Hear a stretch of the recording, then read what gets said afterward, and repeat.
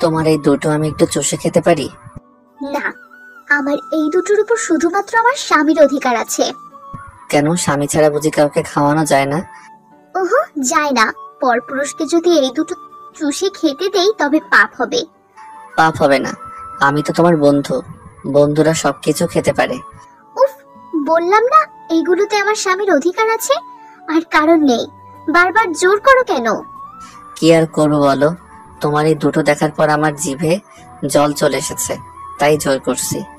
জিভে জল আসুক বা অন্য কোথাও, আমার স্বামীর জিনিসে আমি কারোর হাতও লাগাতে দেব না। ও মা, তাই? আমি তো শুধু হাত দিব না, একদম টিপে টিপে কষলে দিব। একদম মাইর দিব এই দুটোর দিকে ভুল করেও তাকালে। সে তুমি যা ইচ্ছে হয় দাও, আমি তো আর বারণ করেছি না। আমি তো এই দুটো ধরে টিপে দিবই দিব।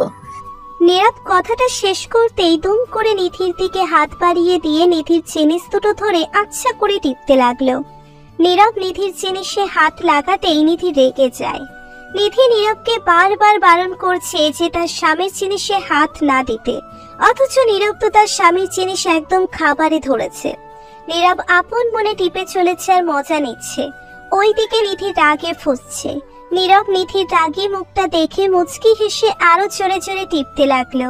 নীরবের টেপা টিপিতে নিধি চরম বিরক্ত হয়ে যায়। রাগে গজগজ করতে করতে নিধি খানিকটা চেঁচিয়ে বলে উঠল, এই অসভ্য ছেলে, তোকে কতবার বারণ করেছি যে আমার স্বামীর জিনিসে হাত দিবি না? কথা কি কানে যায় না? না, যায় না।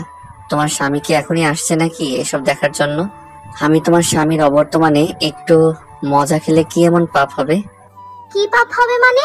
পরপুরুষ হয়ে এইসব ধরে টেপাটেপি করার পরেও বলে কি পাপ হবে? মাথা কি খারাপ হয়ে গেছে নাকি? সে তো অনেক আগেই খারাপ হয়েছে।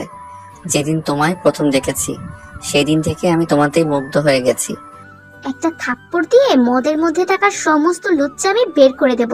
এক্ষুনি আমার এইগুলো থেকে হাত সরাও বলছি। যদি না সরাই তো কি হবে? আমি কান্না করব আর চিৎকার করে বাড়ির সকলকে ডাকবো, তখন বুঝবে কত ধানে কত চাল। ও মা, তাই নাকি? আচ্ছা, কাউকে ডেকো না, চুপটি করে একটা আমায় দিয়ে দাও। আমি একটা মন ভরে খেয়ে চলে যাই, আর অন্যটা তোমার স্বামীকে দিও, চলবে এবার? একদম না, আমার এই দুটোতে আমার স্বামীর অধিকার আছে, মানে শুধু সেই খাবে। তুমি এক্ষুনি হাত সরাও। এমন করলে হয় বলো? আমার বুঝি এগুলো দেখে খেতে ইচ্ছে করে না? আমি তো এইগুলো খাবোই, তোমার যা ইচ্ছা হয় করো গিয়ে। নীরব কথাটা শেষ করতেই আরো শক্ত করে চেপে ধরলো নিধির স্বামীর জিনিসগুলো। জিনিস দুটো আপন মনে টিপে টিপে একদম ভর্তা করে ফেলেছে নীরব। ভর্তা হতেই নীরব আলতো করে নিজের ঠোঁট ছুঁয়ে দিতেই নীরব চমকে যায়। এইগুলো এতটা মিষ্টি যে নীরবের মুখের সাথে মনে হচ্ছে পুরো লেগে যাবে। নীরব পাগলের মতো টিপে টিপে খেতে লাগলো। নিধি নীরবের দিকে এক দৃষ্টিতে তাকিয়ে নীরবের খাওয়া দেখছে। নীরব সেই দিকে বিন্দু মাত্র ভ্রুক্ষেপ করলো না, ইচ্ছে মতো খেয়েই চলেছে সে। নিধি আর নিজের রাগকে কন্ট্রোল করতে পারল না। দম করে নীরবের সামনে থেকে উঠে দাঁড়িয়ে চিৎকার করে বাড়ি মাথায় নিয়ে ফেললো প্রায়। নিধির চিৎকারের শব্দে বাড়ির প্রায় সব লোকজন চলে এসেছে। নিধিকে চিৎকার করতে দেখে আর নিধির চোখের কোণে জলের ছাপ দেখে নিধির ফুপু নিধিকে উদ্দেশ্য করে বলতে লাগলো, এরে মা, কি হয়েছে? এমন ভাবে চিৎকার কেন করছিস? দেখো না ফুপু, এই অসভ্য ছেলেটা আমার স্বামীর জিনিসগুলো টিপে ভর্তা করে খাচ্ছে। আমি বারণ করার পরেও ছাড়ছে না। এ মা, এ কি কাণ্ড নীরব! তুমি হঠাৎ করে নিধির এইগুলো খাচ্ছ কেন? জানো না এই পাগলি মেয়েটা চিৎকার করে কান্না করে দিবে। আহা ফুপু, আমি কি আর সাদে খাচ্ছি? এইগুলো খুব মিষ্টি খেতে, তাই লোভ সামলাতে পারিনি। দেখো মুখে দিতে না দিতেই কেমন বাড়ি মাথায় নিয়ে ফেলেছে। তা তো নিবই, আমার জিনিসে কেন হাত দিবি তুই? আর আমার এই দুটোকে কেন টিপে খাবি বল আমায়। আচ্ছা ঠিক আছে, এই নে তোর দুটো আম, ভালো করে যত্ন করে নিজের সাথে বেঁধে রাখ, আমি আর খাবো না কিছু। এখন তো টিপে ভর্তাই করে দিয়েছিস, এখন আর বেঁধে রেখে কি লাভ? সব সৌন্দর্য তো নষ্ট হয়ে গেছে। তাহলে আর কি, বাজার থেকে এই দুটোর বদলে এই ঝুড়ি এনে দিবনে, বেছে বেছে রেখেছিস তোর স্বামীর জন্য। নীরব কথাটা বলতেই নিধির সামনে দিয়ে হন হন করে চলে যায়। সাথে করে নিয়ে যায় নিধির পছন্দ করা আম দুটো। নিধির আগে ফুসছে, সব সময় নীরব এসে তার শখের জিনিসগুলো কেড়ে নেয়। নিজের স্বামীর জন্য নিধি এই আমগুলোকে তুলে রেখেছে, অথচ নীরব এসে সেই আমগুলোকে বারণ করার পরেও ধরে খেয়ে নিল। যদিও নিধির বিয়ে হয়নি, তবে পাগলের মতো হবু ভবিষ্যৎ স্বামীর জন্য সঞ্চয় করছে সে। নীরব নিজের রুমে এসে মনের আনন্দে আম খাচ্ছে আর আপন মনে বলছে, তোর স্বামীর জন্য রাখা আম আমি এই কারণেই খেয়েছি, কারণ আমি নিজেই তোর স্বামী হতে চাই। বোকা মেয়ে কাজেই বোঝে না। নিধির কথাটা ভাবতেই নীরবের ঠোঁটের কোণে এক চিলতে হাসির উদয় হলো। নীরব আর নিধির মধ্যে বন্ধুত্বের সম্পর্কের সাথে সাথে আরো একটা সম্পর্ক তাদের আছে, আর তার হলো নীরব হলো নিধির খালাতো ভাই, আর নিধি হলো নীরবের খালাতো বোন। যদিও তাদের মাঝে ভাই বোনের সম্পর্কের থেকেও বেশি গুরুত্বপূর্ণ হলো বন্ধুত্বপূর্ণ সম্পর্কটা। সকালবেলা নীরব ঘুম থেকে উঠে ফ্রেশ হয়ে নিয়ে রুমের বাহিরে আসতেই দেখতে পায় নিধি রান্নাঘরে রান্না করছে। নিধিকে রান্না করতে দেখে নীরবের মনের মধ্যে দুষ্টু চিন্তা ভর করলো। নীরব পা টিপে টিপে নিধির পেছন দিক থেকে এগিয়ে গিয়ে নিধিকে আলতো করে জড়িয়ে ধরলো। নীরব জড়িয়ে ধরতেই নিধি চমকে উঠলো। হকচকিয়ে উঠে নিধি এক ধাক্কায় নীরবকে নিচের থেকে ছাড়িয়ে নিয়ে পেছন ফিরে তাকালো। পেছন ফিরে তাকাতেই নিধি দেখতে পায় নীরব দাঁড়িয়ে মুচকি মুচকি হাসছে। নীরবের হাসি দেখে নিধি রাগে ফুঁসতে লাগলো। রাগে গজগজ করতে করতে নিধি নীরবকে উদ্দেশ্য করে ভীষণ কর্কশ কণ্ঠে বলল, এটা কি হলো? কি হলো মানে? দেখো নাই নাকি কি হয়েছে? নাকি আবার করে দেখাতে হবে? দেখো নীরব, আমার মাথা গরম করবে না একদম। তোমায় কতবার না বারণ করেছি আমার পেছনে লাগবে না, কথা কি কানে যায় না? আমি তোমার পিছনে লাগতে যাব কেন? তোমার আপত্তি না থাকলে আমি সামনে থেকেই।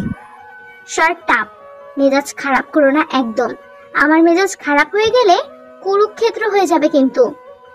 আচ্ছা মজাবাদ, এখন আমায় বলো, এত সকাল সকাল রান্নাঘরে তুমি কি করছো? চোখ কি থেকেও নেই নাকি? দেখতে পাচ্ছ না কি করছি? দেখতে পেলে কি আর জিজ্ঞেস করতাম নাকি? বলো না গো, কি করছো? রুটি বানাচ্ছি, আর কি করব? নিধির কথাটা শুনে নীরব যেন চমকে যায়।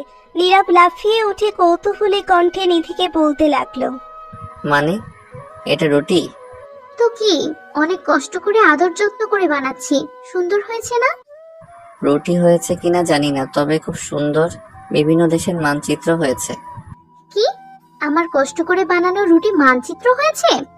সত্যি কথাটাই বললাম, যেটা পারো না সেটা করতে যাও কেন? হয়েছে।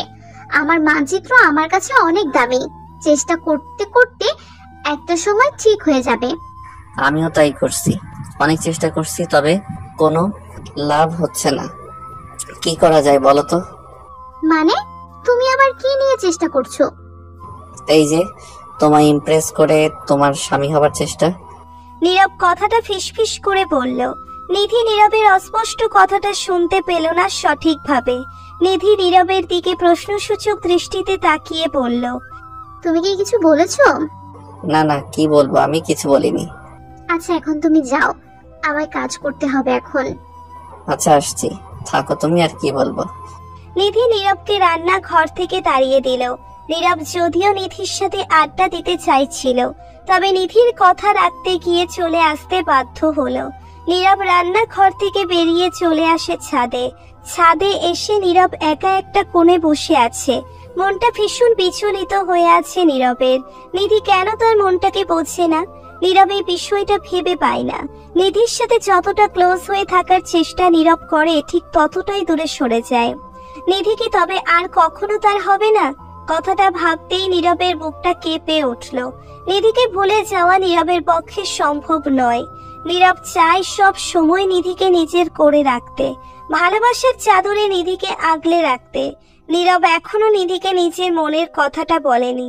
হয়তো এই কারণেই নিধি তাকে এড়িয়ে চলে। নীরব ভেবে নিয়েছে আজ যে করেই হোক নিধিকে ভালোবাসার কথা বলবেই সে। বিকেল বেলা নীরব নিধির রুমে যায়। নিধি রুমে গিয়ে নীরব দেখলো নিধি বিছানায় শুয়ে আছে। নীরব নিধিকে উদ্দেশ্য করে বলল, নিধি, আজ একটু আমার সাথে বাইরে ঘুরতে যাবে? সরি, আমার সময় হবে না, আমি এখন বিজি আছি। প্রিয়জনদের জন্য একটু সময় করতে হয়। থাক, ঠিক আছে, সময় না থাকলে তো আর জোর করার কিছু নেই, থাকো তুমি। নীরব মুখটা গম্ভীর করে নিধির রুম থেকে বেরিয়ে এলো। নিধি আজ সরাসরি তাকে মুখের উপর না করে দিল। নীরব ভেবেছে হয়তো নিধি বলবে যে ঠিক আছে চলো, তবে নীরবের ভাবনা মিথ্যে হয়ে গেল। নীরব একটা দীর্ঘশ্বাস ফেলে নিজের রুমের দিকে চলে যেতেই নীরবকে পেছন থেকে নিধি ডাক দিয়ে বলল, এই নীরব শোনো, তুমি কোথায় যেন যাবে বলেছো, চলো আমি তোমার সাথে যাব। একটু আগে না বললে তোমার সময় হবে না, এখন আবার বলছো যাবে? সরি, ভুল করে ফেলেছি, চলো না ঘুরতে যাই। চলো। নিধির কথায় নীরবের মুখে হাসি ফুটল। নীরব মনে মনে এতটা খুশি হয়েছে যে সেটা ভাষায় প্রকাশ করতে পারছে না। নীরব খুশিতে গদগদ হয়ে নিধিকে নিয়ে বাড়ি থেকে বেরিয়ে যায়। পৃথিবীতে সবথেকে কঠিন কাজ কি জানেন? প্রিয়জনকে প্রপোজাল দেওয়া। নীরব নিধির সাথে পাশাপাশি তো হাঁটছে ঠিক, তবে নীরবের মনের মধ্যে চলছে কেমন করে নিধিকে প্রপোজ করবে। নীরব এদিক ওদিক তাকিয়ে লক্ষ্য করতেই দেখতে পায় একটা ফুলের দোকান। নীরব দম করে নিধিকে উদ্দেশ্য করে বলল, আচ্ছা নিধি, তুমি এক কাজ করো, একটু সামনের দিক থেকে ঘুরে আসো, আমি 1 মিনিটের মধ্যে আসছি। হুইট, কি সব বলছো? আমি তোমার সাথে ঘুরতে এসেছি, আর তুমি কিনা বলছো একা যেতে। আসলে আমার একটু ছোট পেয়েছে, আমি 1 মিনিটে সেরে আসছি, ওয়েট করো। যাও, ছেলেদের যত সমস্যা হুট করেই পেয়ে যায়, তাড়াতাড়ি চলে আসবে। নীরব কথাটা শেষ করতেই দৌড় লাগালো। নিধির সামনের দিকে তাকিয়ে হাঁটতে লাগলো। নীরব দ্রুত ফুলের দোকানে গিয়ে কিছু সংখ্যক গোলাপ নিয়ে নিল, অতঃপর গোলাপগুলো নিয়ে নিধির কাছে চলে এলো। নীরব নিজের শার্টের পিছনে গোলাপ রেখে বলতে হাঁটছে। বুকে সাহস করতে পারছে না নীরব কি করে প্রপোজ করবে। আজ যদি নীরব নিশ্চুপ থাকে তবে তাকে সব হারাতে হবে। নীরব নিজের বুকে খানিকটা সাহস সঞ্চয় করে নিধিকে উদ্দেশ্য করে বলল, নিধি, আমি তোমায় একটা কথা বলতে চাই, তুমি কি? আমতা আমতা করছো কেন? বলো কি বলবে, তবে কোনো ধরনের ফাইজলামি করবে না। আচ্ছা ঠিক আছে, আসলে আমি অনেকদিন ধরে চিন্তা করে কথাটা বলা উচিত, তবে সাহস করে বলতে পারছি না। আমি আসলে তোমায় ভালোবাসি, নিজের থেকে অনেক বেশি ভালোবাসি তোমায়। আমায় কি একটু ভালোবাসা দিবে? নীরবের কথাটা শুনে নিধির মাথায় যেন আকাশ ভেঙে পড়ল। নিধি অবাক হয়ে নীরবের দিকে তাকিয়ে আছে। নিধি কখনো নীরবকে এইভাবে দেখেনি। নিধি নিশ্চুপ হয়ে আছে। নিধি নিশ্চুপ দেখে নীরবের বুকের মধ্যেও অজানা ভয় চেপে বসেছে। নীরব ভয়ে ভয়ে নিধিকে উদ্দেশ্য করে বলল, নিধি, তুমি চুপ করে আছো কেন? কিছু কি বলবে না? কি বলবো সেটাই ভাবছি আমি। তোমার সাহস হয় কি করে আমায় এই প্রস্তাব দেওয়ার? তুমি জানো তো তুমি কি বলছো? এখানে না জানার কি আছে? আমি আমার মনের কথা বলেছি, আমার হৃদয়ের পবিত্র অনুভূতির কথাটা বলেছি। এখানে কোনো পাপ হবার মতো তো কিছু বলিনি আমি। দেখো নীরব, আমি তোমায় নিয়ে কখনো এমন কিছু ভেবে দেখিনি, আর না কখনো আমি ভাবতে পারবো, কারণ আমি তোমায় সব সময় একটা বন্ধুর মতো করে দেখেছি। তোমায় ভালোবেসে আপন করাটা আমার পক্ষে সম্ভব নয়। নিধির কথাটা শুনে নীরব নিজের চোখের পানি ধরে রাখতে পারল না। প্রিয়জনে বলা কথাগুলো কানে নয়, সরাসরি বুকে এসে আঘাত করে। নীরব নিধির সামনে দাঁড়িয়ে বিধাতার কাছে প্রার্থনা করছে যাতে করে তার চোখের জল যেন না আসে। নিধি নীরবের এই নীরবতার মানে বোঝার কোনো চেষ্টা করলো না। নীরবের সামনে দিয়ে হন হন করে চলে যায়। নিধি চলে যেতেই নীরব পার্কের একটা কোণে হাঁটু গেড়ে বসে পড়ল। বুকটা ফেটে যাচ্ছে তার। নিধি আজ তাকে শূন্য হাতে ফিরিয়ে দিল। নীরব ধরো কিছু সময় অপেক্ষা করলো, অতঃপর বাড়ির দিকে চলে যায়। সারা রাত নীরব ঘুমাতে পারল না। ভোরের আলো ফুটতেই নীরব নিজের জামা কাপড় গুছিয়ে নিয়ে বাড়ি থেকে বেরিয়ে গেল। নীরব সারা রাত জেগে একটা সিদ্ধান্ত নিয়ে ফেলেছে যে আর যাই হোক নীরবের এই বাড়িতে থাকবে না, কারণ নীরব এখানে থাকলে নীরবের মন করে বেশি উতলা হয়ে যাবে, নিজেকে সামলানো দায়ী হয়ে পড়বে। নীরব বাড়ি থেকে বেরিয়ে রেল স্টেশনের দিকে চলে যায়। বুকের ভিতর কতটা ক্ষত হয়ে গেছে তা শুধু নীরব জানে।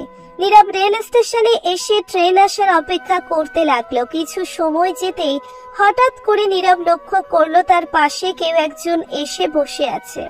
নীরব নিজের পাশে তাকাতেই চমকে যায়। এ কি দেখছে সে? নিজের চোখকেও বিশ্বাস করতে পারছে না সে।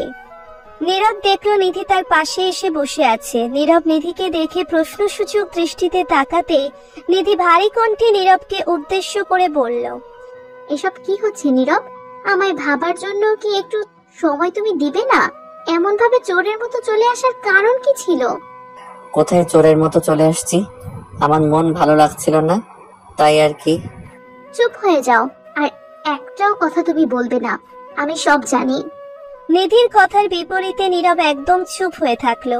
কোনো কথা সে বলতে পারলো না।